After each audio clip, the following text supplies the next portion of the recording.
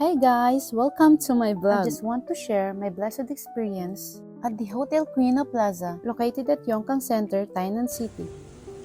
Birthday nga pala ng kaibigan namin siya si decided to celebrate here in Quina. Super grabe talaga dahil pagdating mo pa lang, matatakam ka na sa mga course nila. Wow! Beautiful breakfast buffet. You can have European, parang pansit bihon lang to sa Pinas ha.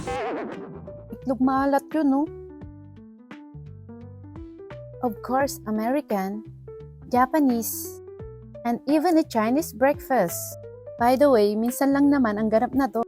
Kaya sulit na sulit talaga. Of course, hindi mawawala ang vegetarian. Yes, ma'am. Masarap po ba yan? Yes po. Then, naman yan? sausage, 2 pieces na, mga lima ko. Oo, matipid kayo.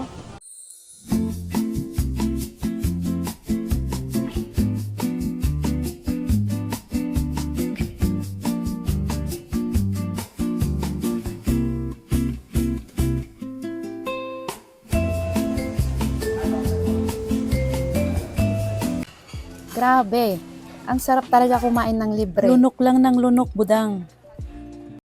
Siyempre, hindi mo mawawala ang ganda-gandahan, pa-baby time at TikTok.